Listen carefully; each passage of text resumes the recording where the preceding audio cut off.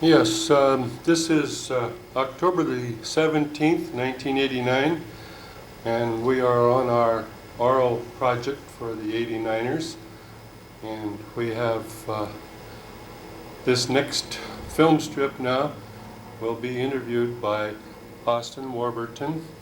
And in the background here we have a picture of the original O'Connor's Hospital. Now, Austen, can you tell us anything about this picture? First of all, it's a real pleasure to be here today in front of this painting of the old O'Connor Hospital, and to have as our guest on behalf of the O'Connor 89ers, Dr. Daniel Vaughn, who has long been affiliated with the medical community in San Jose and also with the O'Connor Hospital. Dr. Vaughn, I understand that you have a good deal to do with the painting that hangs on the wall. Could you tell us something of the painting? Oh, thanks, Austin. I was pleasantly surprised to see the painting when I came in because I recall rather vividly finding a postcard in an old bookstore in Los Gatos about 20 years ago. It was just probably a 3x5 card with a little mark up in the right-hand corner saying, "Please attach 1 cent for postage." And so I took that home, and about 10 years later, I decided that we should enlarge that, and then one thing led to another. I had a painting done by an artist friend of mine in San Francisco, and it turned out remarkably well, I think. And her name is Diane Beeston, and I took it when she finished. Sensitive most artists are. I took it to a friend of mine who knows a lot more about art than I do. And he said it was a wonderful painting, but he was the one who suggested that we tone down the horse and carriage and emphasize the central aspect of the O'Connor Sanitarium, which I think most of you know was built in 1889. And I had the pleasure of practicing there for three years, 2.5 years, from July 1951 to January 1954. Going into your own career, let's go back to the time when you were born, which is a few years ago, I believe. Could you tell us when and where you were born? In March 1921 in Montana, and I don't remember much about it because my family moved to Seattle when I was a year old. Then you grew up in Seattle? Grew up mostly in Seattle until, well, not mostly, I guess. I was around 10 years old when we moved to Longview, Washington. That's just a wonderful little city on the Columbia River where they had largest lumber mill in the world, and they still ship a lot of lumber paper out there. And my father became the greenskeeper at the Longview Country Club, and that's where my 4 brothers and 2 sisters developed an interest in golf. Wow. So I started playing golf at an early age and still play every chance I get. That's great. That's great. Well, where did your parents come from? My father came from Portland, Maine, where he was born. My mother was born in a small town in Minnesota, which I found out recently doesn't exist anymore, so I guess it really was small. And how many brothers or sisters did you have? 4 brothers and 2 sisters, and my sister Mary died of an acute kidney infection. And I was 12 and she was 14, so that was quite a shock to us. And my sister Kathleen died when she was the oldest in the family. When she was 54, died of cancer in 1970, and luckily, this doesn't happen very often, but both the girls died and all the boys are still alive. And the boys they've not only done well, but they've all done something different. Well, that's interesting. What sort of occupations do the others have? Well, my older brother is a retired businessman, worked all his life in Seattle, and is retired on the Big Island in Hawaii. And I'm next in line because my sister Mary being gone, My brother Tom is a very well-known historian whose great feat was established in the Oregon Historical Society as the best state historical society in the country. He retired in August, and he's now traveling in Russia and England, and we expect him down here within a few weeks. And then the next younger brother is an attorney in Seattle, and the baby of the family works in the creating electricity out of the geysers up above St. Rose. Oh my, and the baby's name is? Gerald Arthur Vaughn. Good, good. Where did you take your college work? At the University of Washington. I'm a Pacific Coast product. And then I had a choice of going to medical school at Northwestern University of Oregon in Portland. At that time, the University of Washington did not have a medical school. They were very fine. So I chose Oregon. I thought I did. And then I interned in the King County Hospital in Seattle, which was a great experience. That was approximately when? In 1945 and 6. What attracted you to medicine? It's hard to say. I think part of it, I think most of it was subconscious. I was around a lot of dentists and physicians when I was a caddy and on the golf course and mingling, playing golf with his people. And, I think some of them encouraged me. And it was just kind of stuck in my mind, and then one thing led to another. My father's brother in Boston is a well-known attorney. I never met him, but he used to write to me and say, "Don't be an attorney, go into medicine." I think that was one of the things that happened. And it's hard to know. Well, then from my, after my internship, I went into service. Spent a year in North China as a Navy doctor for Marines. That was a fascinating experience. And then 6 months on Guam, which was not so fascinating. And 6 months in Honolulu, which was extremely interesting. And at that time I was, even though I had very little experience, I was the designated ophthalmologist, even though I had no training, because at that period of time in 46 to 48, I happened to come in when all the experienced doctors were taken back into the civilian life, and so there I was with a lot of responsibility in China and Guam and Hawaii with very little experience. What sort of problems did you encounter at that time with the work you were doing? Well, in North China, of course, at that time particularly, there were a tremendous number of infections, not so much in the military, primarily the Marines I was responsible for, but in the civilians, there are a lot of infections, particularly trachoma, and then occasional injuries, which were severe.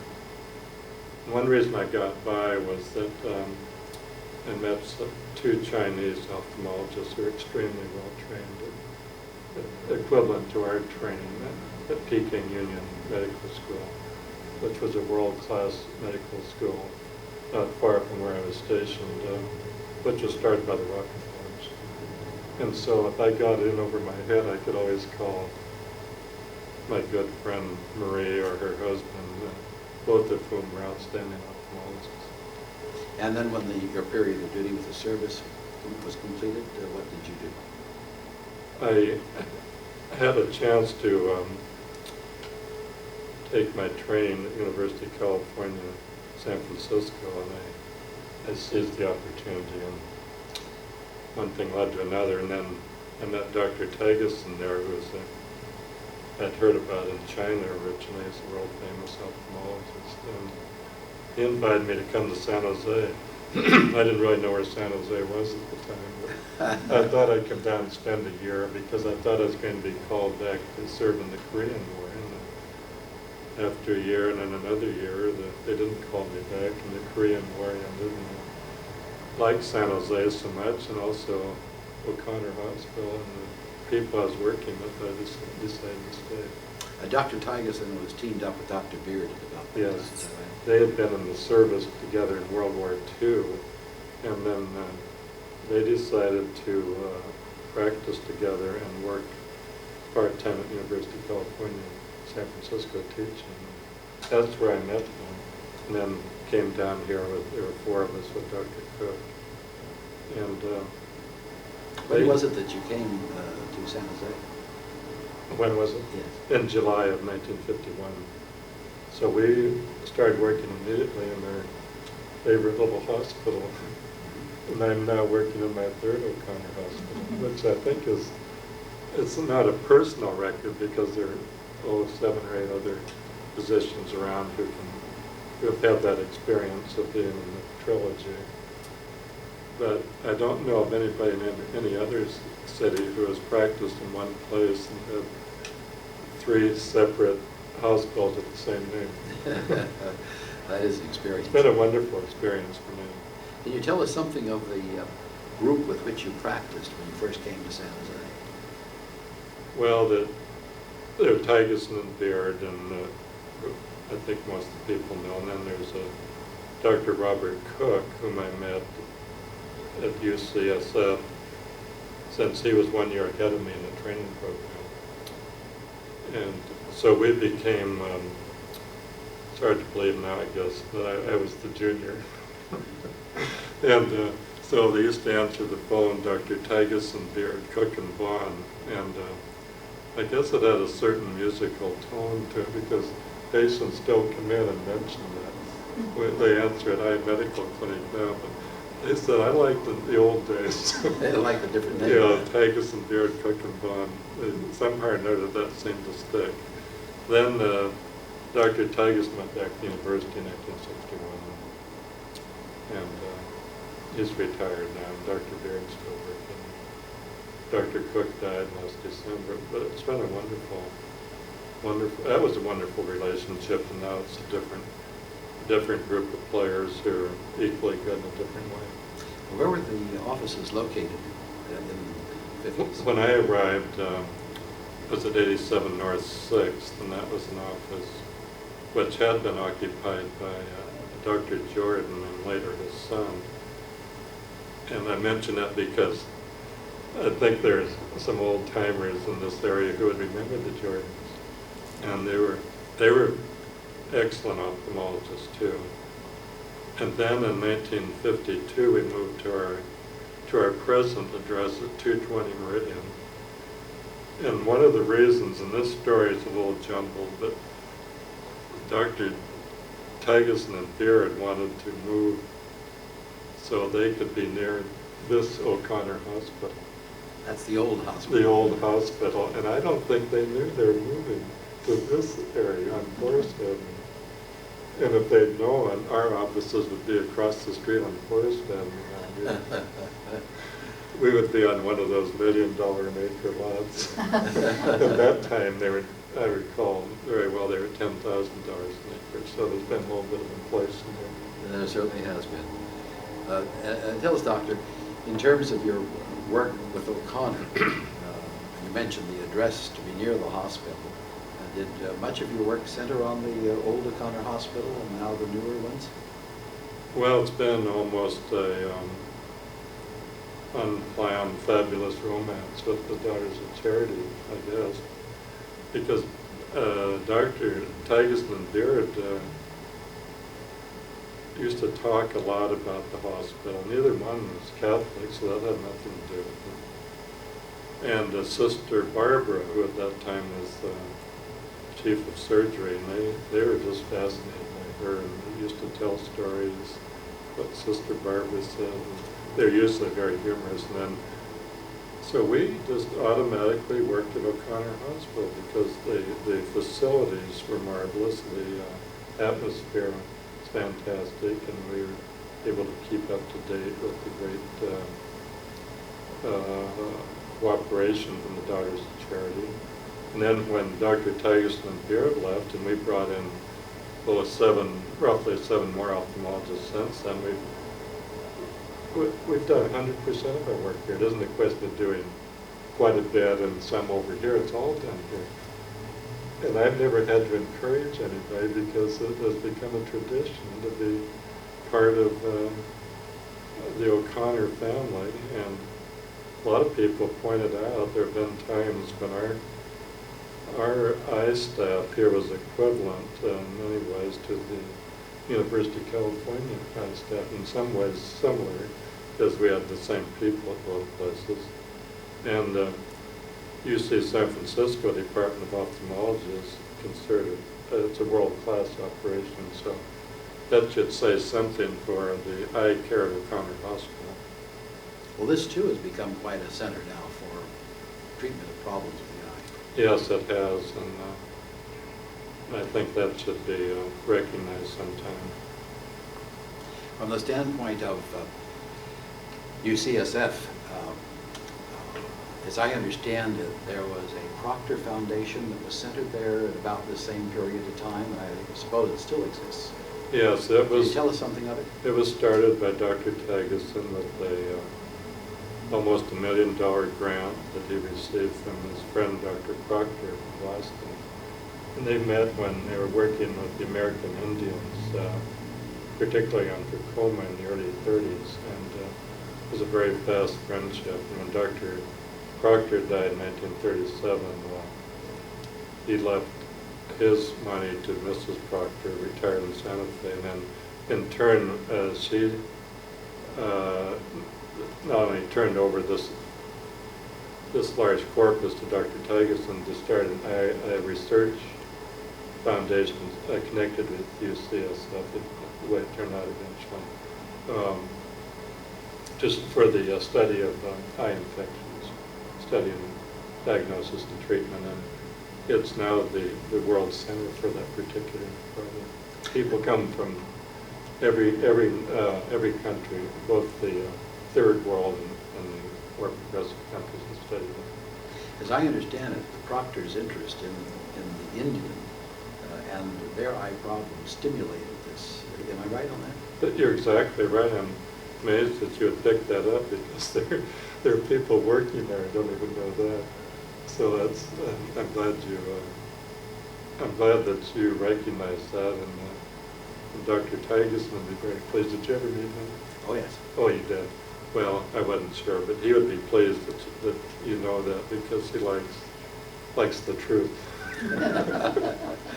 Well, I think the fact that they spent time, and I guess Mrs. Titus lived for quite some time in Santa Fe, and the concentration of Indians in that area. Mrs. Proctor was trying to live in Santa Fe. I mean, Mrs. Proctor. Yes, I misspoke. From the standpoint of your own work here at O'Connor Hospital and in your own offices, are there particular problems that you've encountered that have been of interest to you and for which you found solutions that would be of interest and significance to us, the O'Connor 89ers? Are you thinking of eye problems or just administrative or?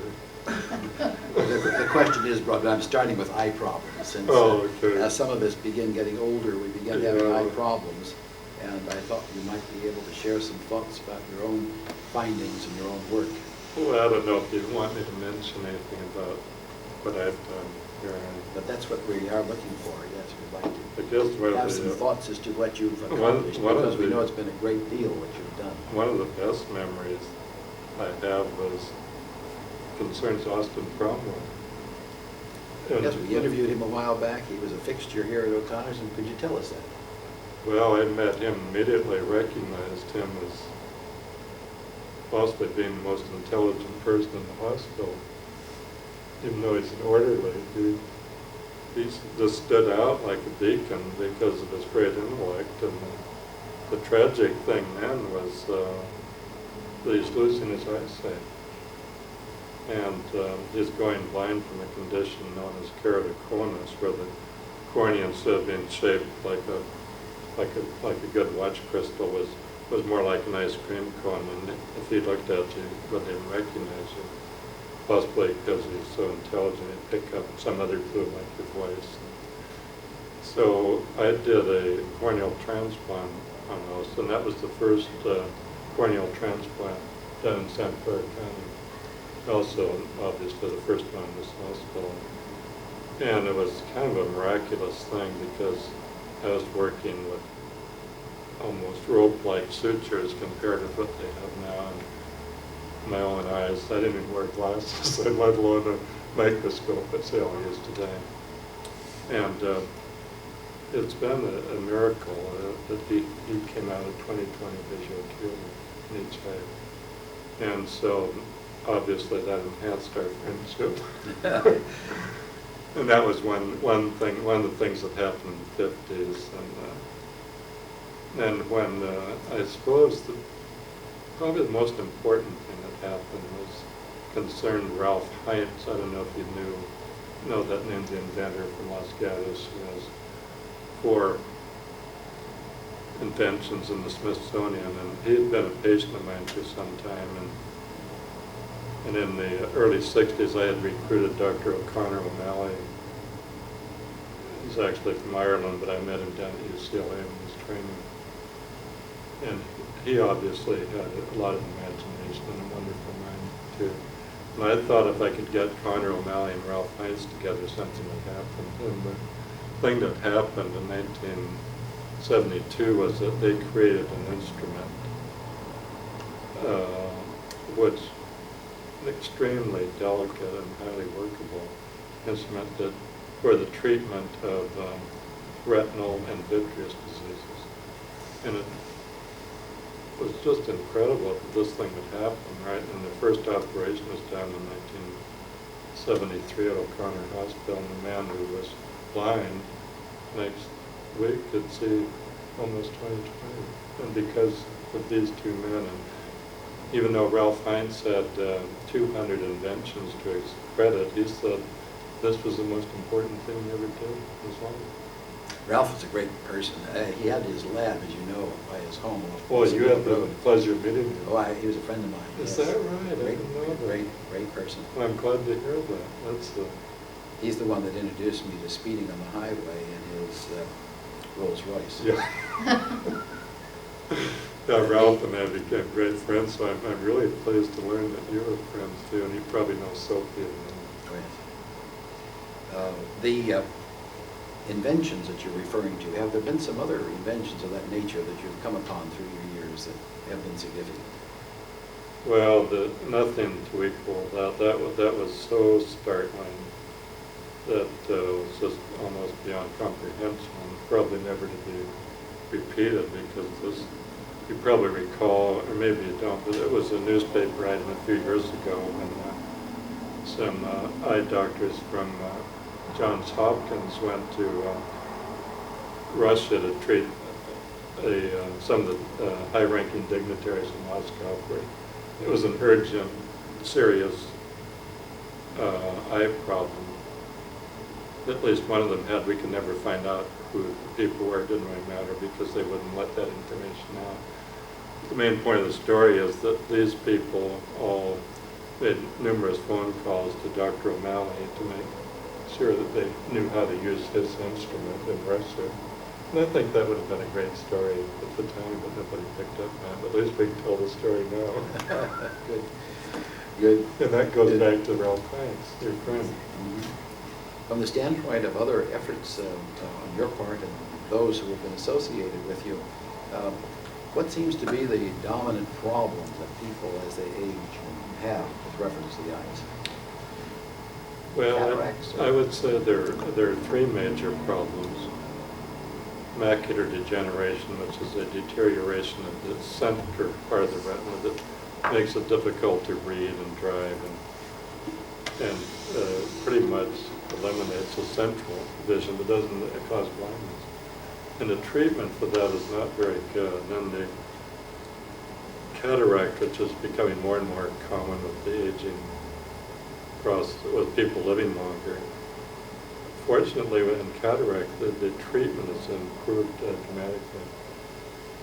Starting, that's a separate subject, but the short version is in the last 6 or 7 years, the technique of doing the intraocular lens implant has improved to the point where people can go in the hospital in the morning, be home in the afternoon, and he's singing quite well the next day, and the recovery period is greatly shortened. He's not lying in bed and being careful for 2 weeks and bandaging both hands, all that sort of thing is gone. So that's been a dramatic improvement. And then the other dizziness glaucoma, which I'm particularly interested in now, always have been, but I'm concentrating more of my efforts now. And the treatment for glaucoma, the medical treatment has improved tremendously. Sorry. And more recently, more dramatic for both the physician and the patient is the use of the laser. You can actually cure some cases of glaucoma with laser. In other cases, you can use the laser, which is extremely safe, to either decrease the treatment, the intensity of the treatment with eye drops, or avoid surgery, the cutting type surgery, which never has been satisfactory. So all this means that because of the improved treatment, the early detection becomes all the more important.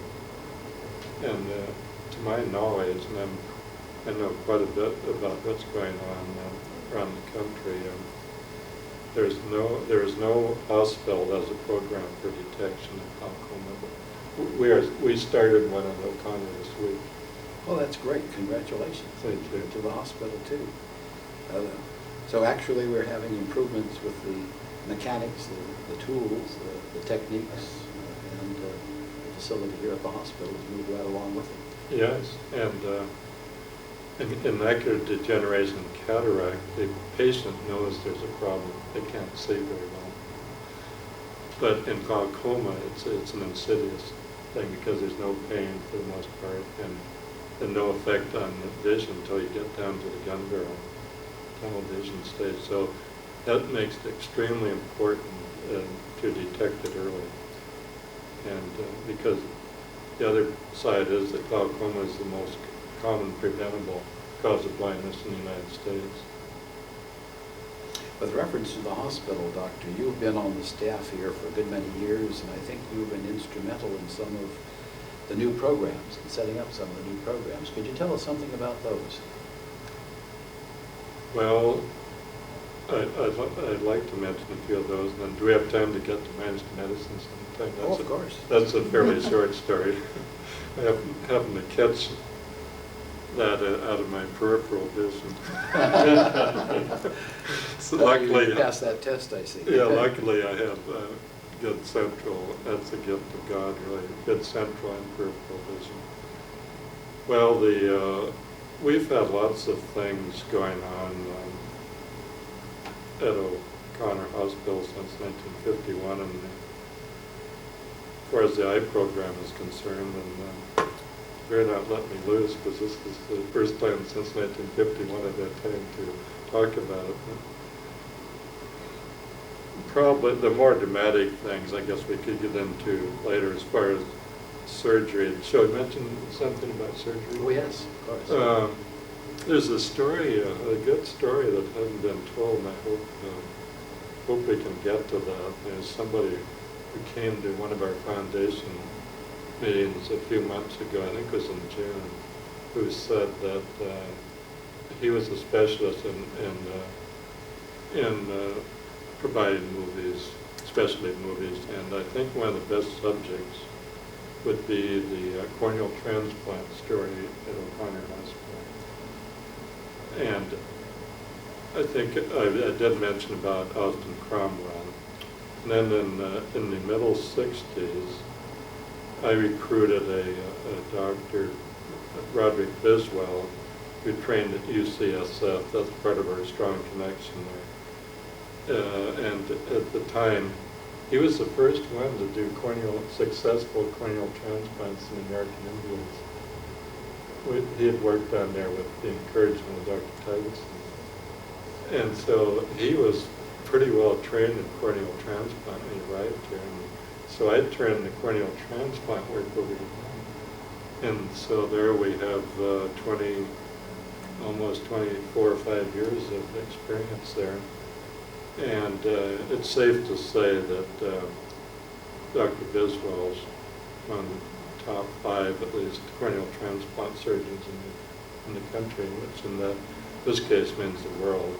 And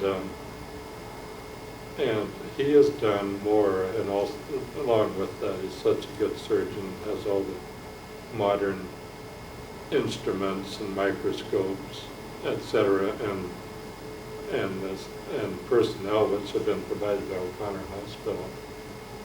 Sister Fidelis, I remember her, was one of the first people to recognize his talent and provide him with all the equipment he needed. And in this period of time, Dr. Biswell's done more corneal transplants than all the other hospitals in the Santa Clara Valley combined. And that's quite a story. And it's still, the way they do corneal transplants is very dramatic, because somebody somewhere, and preferably, which is the sad part of it, the younger the better. And as soon as possible, they have to get their eyes and use the corneas. Younger the better, and sooner the better after death. And so this involves things that are still pretty dramatic, getting the eyes and keeping them cool to an airplane, and then meeting the airplane, making sure they're sterile, and then you have to get your team together and get the recipient there, and who's been on call for a period of time. I think that would make a wonderful movie, which should be shown not only for O'Connor, but something the whole community would be proud of. Yes, there's so few who really know what's going on in that field. That's right, and that's another miraculous thing in our field. When someone's blind and you take a little piece of the cornea from another person and put it in, and they can see beautifully again in most cases, in probably 80 to 90% of cases. The other 10% they can see better than they did, which is quite something. And they never die. What other areas of research in this field, vision problems, can you comment on that's gone on here at O'Connor or in your own organization? Well, several things. One field comes to mind because it was Dr. Beard.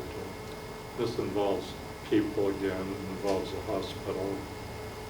Dr. Beard was what we call a late bloomer, and he would agree with that. But once he got started, there was no stopping him, and he became the world's leading eye plastic surgeon, having to do with problems of the eyelids, including congenital problems, tumors, injuries. And then I recruited Dr. Marvin Quickert, who was born in Morgan Hill and was referred to me in about 1969. Was it 19? No, it wasn't 1969. It was the early 60s. But my good friend Dr. Morton Manson, who was the assistant administrator at what they called the county hospital, now the Valley Medical Center, for 35 years, and he referred Marvin Quickert to me, and that became quite a story, because he and Dr. Beard together became a world-class team in eye plastic surgery. They not only did this incredible work, but they did a lot of original work and produced a book which is still being used, plus a lot of instruments which are known either as a Quickert instrument, there's a Quickert operation, there's at least one Quickert operation involving the eyelids. And the tragedy is that Dr. Quickert died suddenly in 1974, when he's 45 years old, and was presumed to be a heart attack. He was wading in the water, having done some scuba diving at the time, but everyone assumed he drowned. But from what he did, I know that much, but we assumed he died of a heart attack, and that was a real tragedy. A few months before that, they had a Dr. Robert Waller, who was Well, to give you an idea of how well known they were, the Mayo Clinic sent their brightest young man out here, his name is Bob Waller, to study with them for 6 months at O'Connor Hospital. That's great recognition. Isn't that something for O'Connor as well as the Mayo? And their techniques, as I understand it, are continuing on to the present time. Oh, yeah. If you go to a major medical meeting now where they're discussing, see, the eye plastic field is a young specialty. That's one reason they were able to make such great strides, because it was probably like discovering gold in 1849. It was a new thing, and so everything they did was new and different. And but this Dr. Waller who came out went back to the Mayo Clinic, and he was the youngest person when he arrived back there on the eye staff. And he was 12th in line, and staff at 12. And when Dr. Quickert died, we invited Dr. Waller to come out here. He couldn't replace Mark Quickert, but we thought he was the best person available. And the Mayo Clinic counter-offered by making him head of the eye department. It was like going from ensign to admiral. And that was 1974, and now Bob Waller, who's a wonderful young man, is now in line to be the president of the entire Mayo Clinic. He's he'd be considered the number 2 man president compared to chairman of the board in the company. And he hasn't forgotten his experiences at O'Connor Hospital. Oh, that's good. That's good. Doctor, you've been on the staff here at O'Connor too. Have there been some, shall we call them administrative things that have happened during your tenure that might be of interest? Well, some of my best memories, we won't go into the big strike of 1954, but I'd rather move on for about 7 or 8 years. When we were dealing with Sister Roberta, and I'm sure you remember her. She's this wonderful, wise, dedicated woman who always managed to keep the hospital on an even keel. And one of my best stories, I guess, is I guess I think it's good, is when we decided we should have it was soon after I operated on Austin Cromwell, and one of the problems in the corneal transplant is, of course, getting the donor eyes, and you have to quote an eye bank to do that, which people in those days, when you established an eye bank, there's usually headlines in the paper. O'Connor establishes eye bank, exclamation mark. And I told Sister Roberta we'd like to establish an eye bank at O'Connor, but let's not make a big fuss over it, let's just do it. And, because I said all an eye bank is really is a cold refrigerator and a warm secretary. Because you just have to keep track of what's going on, make sure who the donor was, make sure the eyes were sterile, and the age and all that sort of thing, make sure the donor didn't have some disease that could be transmitted to the recipient. So we just made out the forms and had her eye bank. And she said, if somebody comes along sometime and says, why don't we have an eye bank, to say, we have one. And I won't go into that story, but later on, an out-of-breath ophthalmologist got after me one time about establishing an eye bank, and I had the pleasure, after he got through with his long-winded story, telling me we have one. And then, I don't know if you want, is this the time to do Minds to Medicine, do that movie? Yes, no, why don't you tell us about the book that Dan Ruby wrote and your involvement with that? Well, in 1964, I thought I was too young for that kind of job, but with the encouragement of Bill Moll now and some others, and probably backroom campaigning, I was elected president of medical staff. And during that year, Sam Birch, remember that name, mentioned to me, just a casual comment, that the Daughters of Charity had been in San Jose for 75 years, and he's wondering if we ought to recognize that some way. So I turned that over in my mind, and I thought, after week or so. A nice thing would be to have recruit the medical staff to honor the Daughters of Charity by having a little dinner dance. It sounds like Country Club, but wouldn't cost much. And everybody throw in $100 on what was left over and get a present for the Daughters of Charity. So I thought it was one of the best ideas I ever had. And then when I made the big announcement, then waited a while there. Instead of being mobbed and people wanting to participate, there were, including me, there were 10 doctors signed up, which I thought was too bad. It's the way it was, and we had some little pamphlets printed, just a one-page fold-out, which we're going to put at each dinner setting at our great dinner tables. And so before that became a dismal failure, and I canceled the whole thing. Then a couple weeks later, I thought, well, let's not give up on this. So I was talking with my good friend Dan Ruby, who, being a sports writer, I thought automatically would be a good writer of history. And I talked him into doing a history of OConnor Hospital. And one thing led to another. Oh yes, I should hold this up. And then one thing led to another, and Dan got carried away, and he spent an enormous amount of time on research. And he became so interested, it actually became a history of the Santa Clara Valley with the emphasis on O'Connor Hospital and Miles and Amanda O'Connor.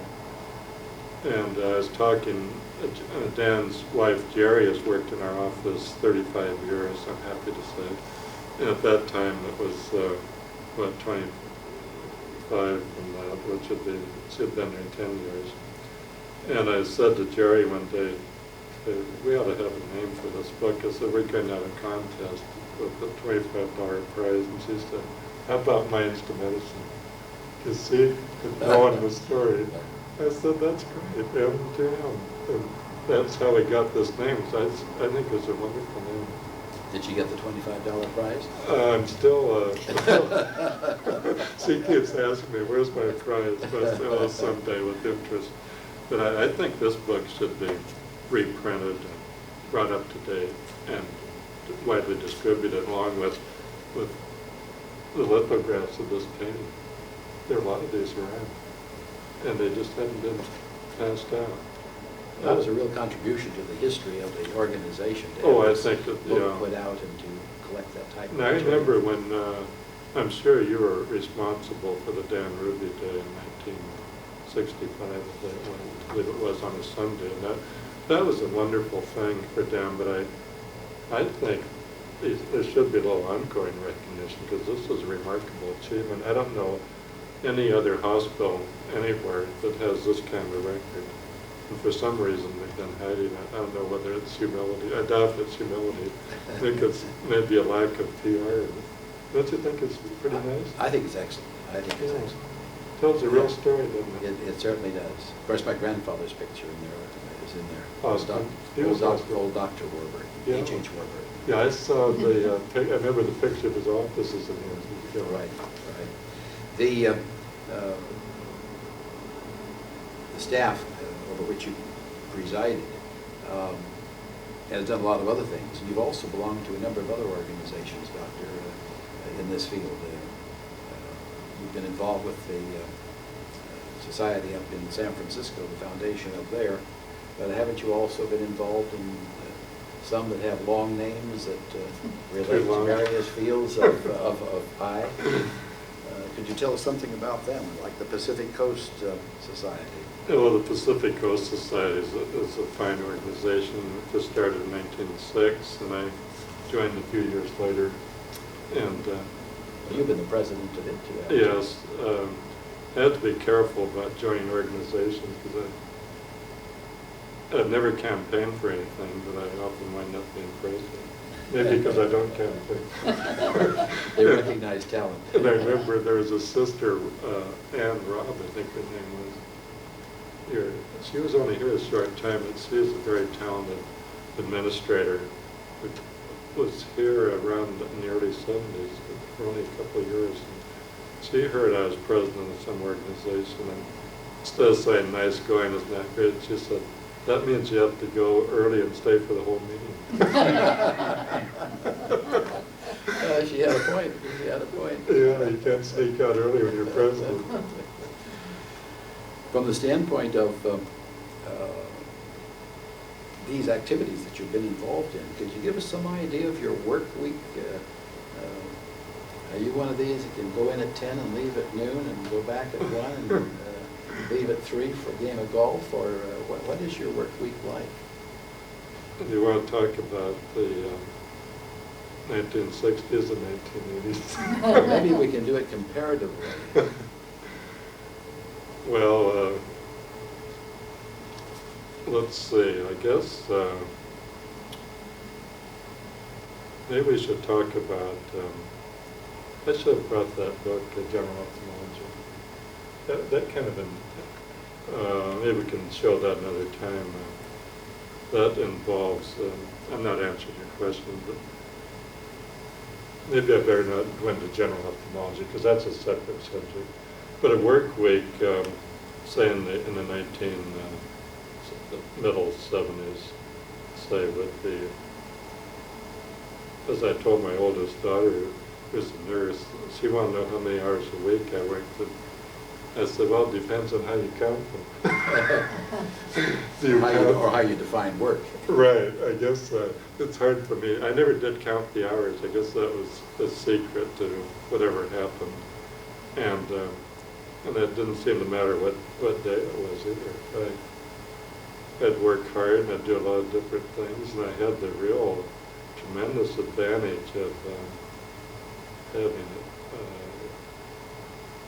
wonderfully effective staff of other doctors and nurses and secretaries. At one time I had four secretaries, and I wasn't being manic, and they weren't full-time. They were just people who had different talents, who could do different things for me. And I managed to work, if you wanted to count the hours, I suppose 80 hours, and you've been through this, would probably be a short week. And but during that time, with daylight saving especially, I could work in a couple of golf games in the evening with one of my children or one of my friends. And sometimes playing golf, if I didn't have a good game, that was more work than so-called working. And so, then when Bob Cook and I guess probably one day, one type of day which would Bob and I talked about before he died was when we would both say on a Tuesday, which our surgery was our surgery day, we'd arrive at the hospital at 6:30 in the morning, and surgery would be at 7:30, never 7:31, maybe 7:29, but not 7:31, especially in O'Connor surgery because it was that well run. And then we'd finish surgery something like 5 or 6, 7 operations by 1, and we'd go to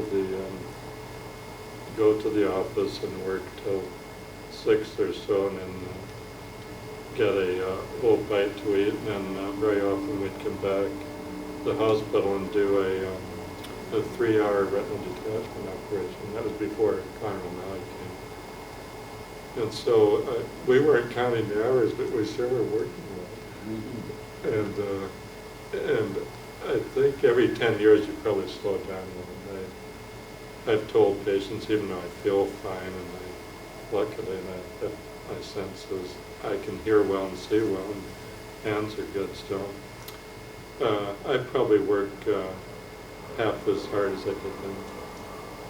And the book we're writing, which Dr. Titus got us into, used to take an awful lot of time during the revisions, and we're in the 12th edition of that, going into the 13th. And the name of the book is? It's called General Ophthalmology, and that's the most widely read book in the world, and it's in 6 foreign languages now. That was a book that Dr. Titus was supposed to do, but he bombed it up on me. Now that takes probably 5, 6, 7 times less than it used to, because I had so many people helping. So life is just easier and better for me, and I've been so lucky with good health and a wonderful family. Well, with the time you've been devoting to caring for people in your profession, and in research, and in the development of different techniques, and in writing, as you have done,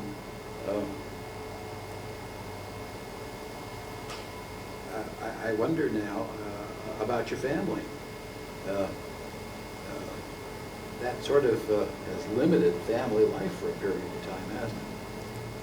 Well, it has, but without trying, I guess I must have trained them early. And then before that, my wife grew up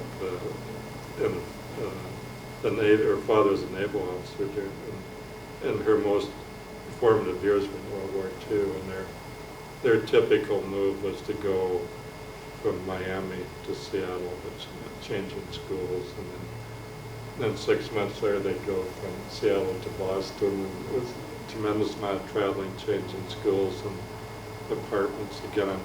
So she grew up without any family life to speak of, except for seeing her father a few days a year, and her mother more often than she wanted to. And so when I would come home, usually fairly late, she didn't mind. She still doesn't. She's a wonderful. She was understanding. Very understanding, and the children were understanding, and I think and I had the advantage of growing up in a big family, and everybody was coming and going all the time, so there were no set programs. And even in those days, my family, we didn't have any set hours or any special days, and so it all just kind of worked out, and then my children were happy. Well, let's back up on that now, because we're hearing at this stage of your family life. When or where did you meet your wife? Well, who was she? Well, her name is Courtney Sprague, and she, I first saw a picture of her, and a Navy doctor arrived in my Quonset down in Guam in 1947. Then later on, when I came back to UC San Francisco, her family had moved from Corpus Christi to San Francisco, and at that time, I think her father was going out to the bikini bomb explosion, and so we only went out about 3 or 4 times before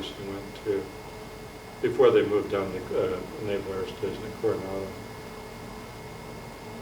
But we seemed to get along pretty well, and I was thinking about getting married, and I didn't see anybody better than Courtney. I think I was pretty lucky to meet her.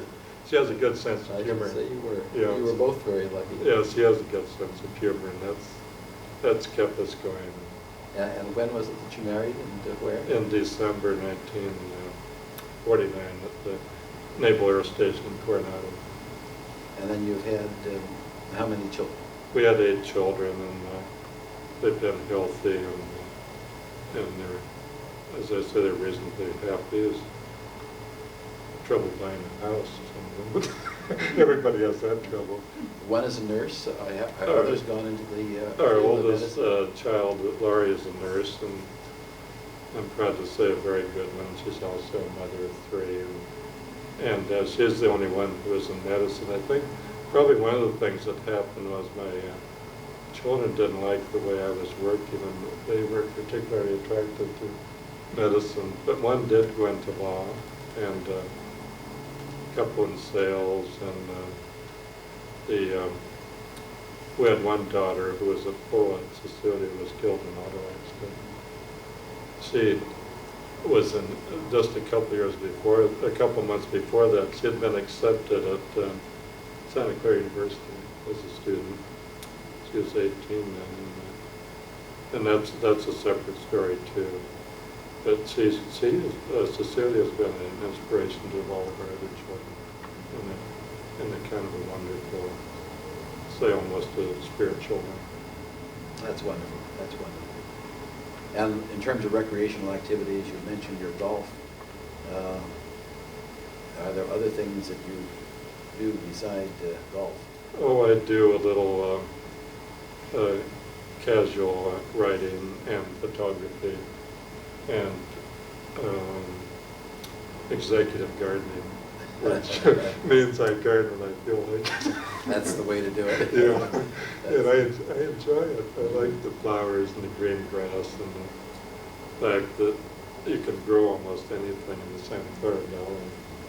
And I think, I often think of people who live in Siberia or North China, and they just don't have the growing days or the soil or the oftentimes the water and a lot of things we take for granted here.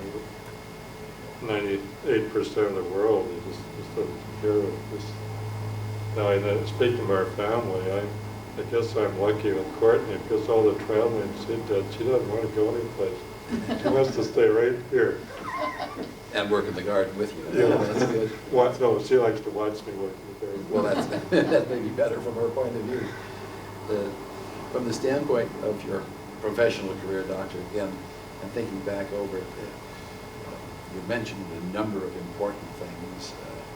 Are there some other facts relative to your career that you view to be outstanding that you might want to share with us here?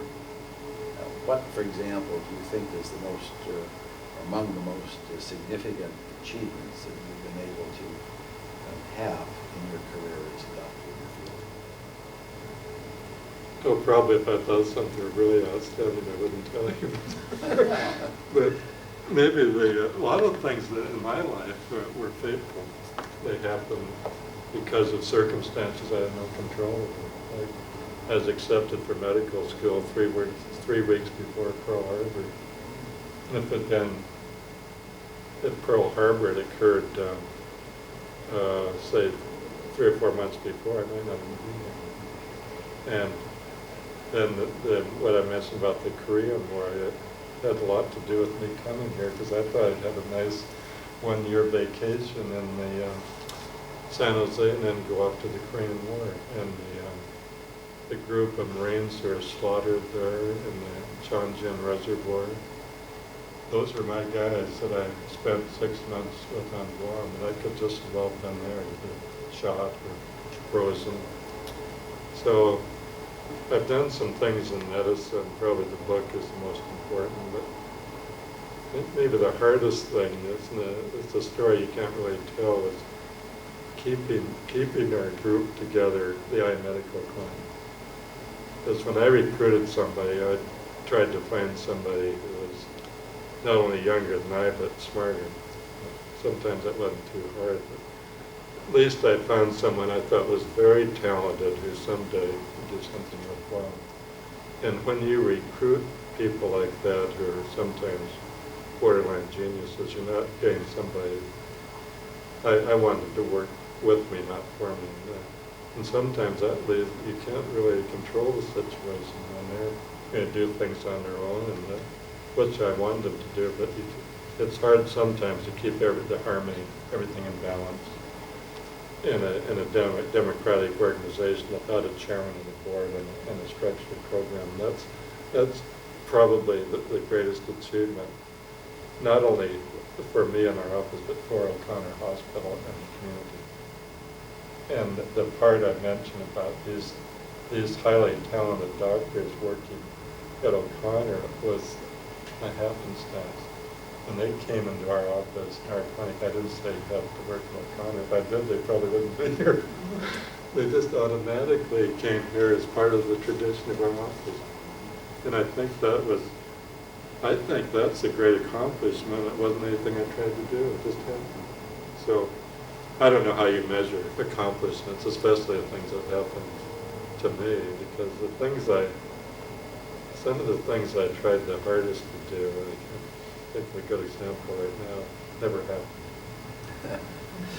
And the things that I didn't really try to do, like writing a book, I didn't plan, I didn't campaign. Like you mentioned being president of some of these organizations. If I'd campaigned for them, I probably would have been sidetracked. It just happened. And so there's not too much I can brag about, except maybe very good relations with O'Connor Hospital. That's sort of a spiritual thing too, because there were times when I was really mad at the hospital, but I was able, through subconscious things, lots of times to let things ride till everything, somebody was praying and everything would turn out well, and it always has. And so it kind of abuses me when people say, why did the Daughters of Charity do things this way? I usually say, well, I don't think I'd try to figure it out if I were you. Just go along with them, because they're going to win in the end, and when they win, we win. Well, that's a great thought. That's a great thought. You and your group have certainly become one of the pillars in the medical field in your achievements. And we congratulate you for it, and we're thankful for it. Referring to the O'Connor Hospital, as you've just done, where do you see, in the years you've been affiliated with the hospital, some of the greatest achievements with that as an instrument of care and healing? In the hospital? The hospital itself. Well, of course, you don't have to, in a way it seems like a long time ago, but it isn't very long ago that we had what wasn't even called a hospital, it's called a sanitarium. Just a few beds and kind of archaic instruments by our standards. And as time has gone on, the O'Connor, especially in our field, O'Connor Hospital has not only kept up with the advances in technology, especially, but they've been trendsetters in many ways, especially in our field. People would come from all over the country, in some cases from around the world, to see how we were doing the eye surgery at O'Connor Hospital. And I think that's a tribute to O'Connor Hospital, more than it is to us, because if they hadn't given us the kind of wonderful surroundings and the marvelous equipment and personnel, we couldn't have done the things we did. And that's why I think we have to be grateful forever to the dedicated Daughters of Charity and O'Connor Hospital. So it's really been a mutual effort, Right. moving ahead for the benefit of everyone, and with the vision of the next century of the hospital. We hope Right. that we'll be able to achieve even more. I'm constantly impressed by how much can be accomplished with people with ordinary talents, which I think I have, if you just get along with people. That's a good point. Well, Doctor, we appreciate very much your meeting with us today. I know it's been an imposition on your time for you to come from your busy practice, but this hopefully will live in history so that others who see this video will recognize the great work that you've done and that the hospital has been doing. We appreciate it very much. Thank you Well, so it's much. been a great experience. Thank you for inviting me. That's good.